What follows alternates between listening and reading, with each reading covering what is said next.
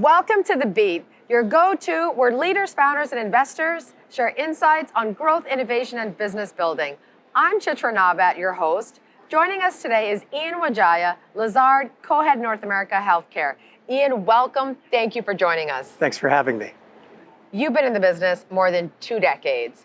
You've advised on about $250 billion of the most transformative deals in healthcare services, like Aetna's sale to CVS for $77 billion, and Express Scripts' sale to Cigna for $70 billion. Advising through the breadth and range of these market cycles, what's your assessment of the tech-enabled services market and healthcare IT? Great question, and I think embedded in the question is the answer, which is strategics and private equity firms alike in healthcare services, tech-enabled services, and healthcare technology are all focused on investing in businesses that can withstand business cycles. And so the mega theme would be businesses that have addressed an unmet need in a large, clearly identifiable TAM, where there is product market fit, and they can drive sustainable unit economics and then ultimately operating leverage to drive a balance between profit and growth. And to do that in a way, if you're a strategic that advances and accelerates your strategy, and if you're a private equity firm, in a way that gets you exposed to a platform where you see a great runway to equity value creation over your holding period. Let's go a little bit more specific, because right now, analysts say strategic buyers and private equity have roughly $650 billion each on the sidelines, waiting to be deployed in deals. So given those macro factors you just described, what are strategic buyers looking for specifically? What's private equity looking for? Yeah, it's a good question. And you point out rightly the supply-demand imbalance between, say, quantity of capital being invested and quality of targets that get that investment. I think a couple of things. For the strategics, what they're looking for is essentially they're making 10, 15, 20-year planning cycles with 5-year budgets, but they are often beholden to public shareholders that want to see profitability, growth, EPS accretion, and ultimately business plan advancement. And so they're looking in places like, especially if you're a large payer, businesses that can help you maximize your supply chain visibility, MLR management and reduction, visibility on costs, ability to manage costs. So things like government business, whether that be Medicare Advantage, Medicaid, dual eligibles. If you're a large provider, what you're looking for is businesses that can help you become more efficient, create cost efficiencies given the labor challenges that you're facing. And so depending on the type of health system, they're looking at either divesting underperforming assets or selling assets to businesses that will value them more highly than they can be in their hands, but equally trying to find tech-enabled solutions to improve outcomes, to reduce costs, and to effectively improve the patient experience. More specific examples? Sure, I would say the payers are looking at chronic care management, so things like diabetes, hypertension, congestive heart failure, which drive a disproportionate amount of the costs. Payers are also focused on figuring out how to finally do precision medicine at scale. And so sort of looking at the member as an N of one and saying, okay, what is this person's phenotype? What worked for others like them? And how do we not only manage folks who are already sick, but intercept those who are of rising risk? And so tech-enabled solutions that allow payers to connect dots they previously couldn't connect to more effectively manage population health. And for the large providers, what they're looking for is essentially solutions that enable them to maximize acuity, and if they're in value-based arrangements, to maximize quality. With those areas that you just talked about, over the next 5 years, where do you think there's real money to be made? Because all those areas that you talked about have a lot of startups, a lot of even mid-stage companies. We're inundated by shiny objects in the health tech space. Where is there real money to be made? Yeah, I think there's a couple of different places. Number one is in populations that are sick, where there's impactable care costs and care management. If it's not impactable, there's no savings. And so I think in places like Medicare Advantage, where you've got often folks who are elderly and sick, where they can be intercepted in their care journey and their patient journey. So Medicare Advantage, managed Medicaid, dual eligibles, those are incredibly important places for investment. And there it will be about finding the highest quality asset that can help manage costs and create supply chain visibility.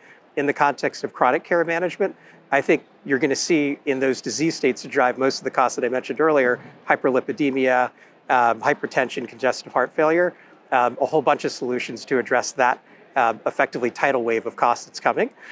3 would be in whole person healthcare, where finally figuring out that the behavioral aspect impacts the traditional medical aspect. And so how do you drive filling the first script? How do you drive filling the second script? Things like anxiety, PTSD, and depression can really impact that and can impact the overall health journey of the patient. And then the last piece would probably be in more sort of back office enablement. So things like RCM, revenue cycle management, payment integrity. And those are some of the places also where we see the promise of AI. And AI, not so much in a rainbows and unicorns sort of way, but really more in a how do we automate functions that previously required human beings? How do we get a higher yield per dollar, connecting dots that previously weren't connecting and disintermediating unnecessary steps? And then ultimately, how do we create margin for businesses that ultimately are struggling?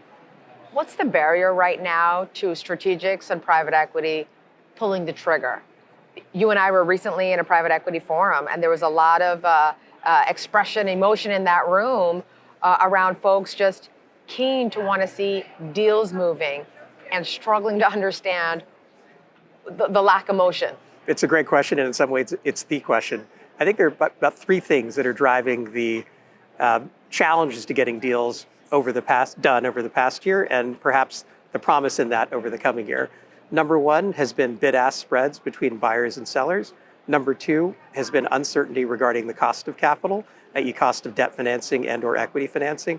And then number three is buyer question marks around the target's ability to deliver on its forecast.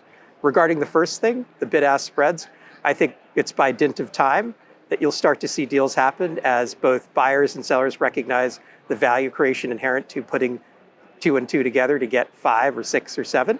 And target companies have had a chance to see where the market environment is. And the key for what's incumbent upon those targets is to differentiate themselves from the pack. As it relates to cost of capital, the hardest thing for M&A is uncertainty about high rates. Better than that, slightly better than that, is certainty that high rates are on their way to more normalized rates. And sort of somewhat better than that is clarity in the markets around a pathway to more normalized cost of capital. What's your view on AI in healthcare in terms of where AI will create the most monetizable business models and exits? Yeah, good question. And the exit is the real key because both, especially private equity, whether that's traditional PE, growth equity, or VC, are now more than ever focused on, as they underwrite investments, what is the exit thesis? It's not just at what multiple or price could I exit, but it's how am I going to exit? Is this an IPO-able company? Is this a sale to a sponsor? Is this a sale to a strategic? And so I think your exit lens is a really important one. I think in AI, you can think about it essentially in 3 ways, and these are 3 ways that we tend to see it. One is either enabling the delivery of care, and so you can think about that as clinical decision support. Will we ever see AI bots actually delivering care? I think that's a question around healthcare regulation, consumer comfort, honesty with consumers about who's actually powering the care. But I think area 1 would be in clinical decision support. And so the vitally important part of that is patient walks in, presents with these 5 symptoms, physician is experienced, but may not connect the dots on those 5 symptoms. Clinical decision support can say, it can read the medical note and say, ask these 3 questions to figure out if there's a diabetes intervention to be done, et cetera. So one would be clinical decision support. The next sort of iteration would be in population health management, which is helping the existing claims and clinical machines better identify and intercept those patients, members, or consumers of rising risk so that you can impact those impactable costs, improve outcomes, and create value.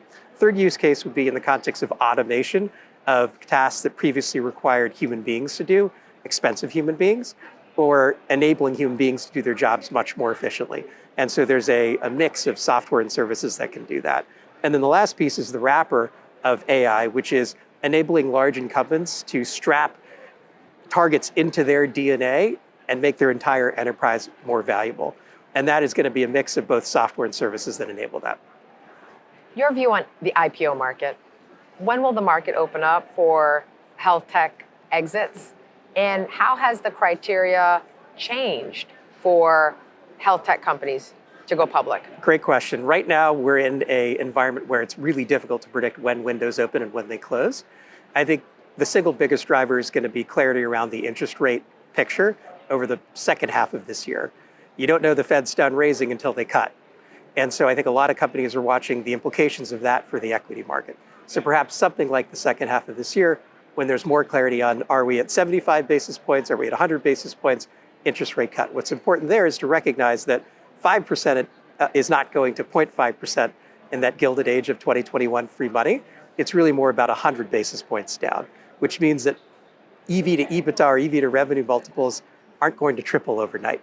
And so I think it's clarity around the interest rate picture, but I also think it's about a few of those brave, high quality companies that are in the pipeline for IPOs to come out and IPO and not just do well on day one or a month, but start to show that there's quarter over quarter visibility and that these can be successful public companies. Third thing I would say is this. It's going to be really situation specific for companies.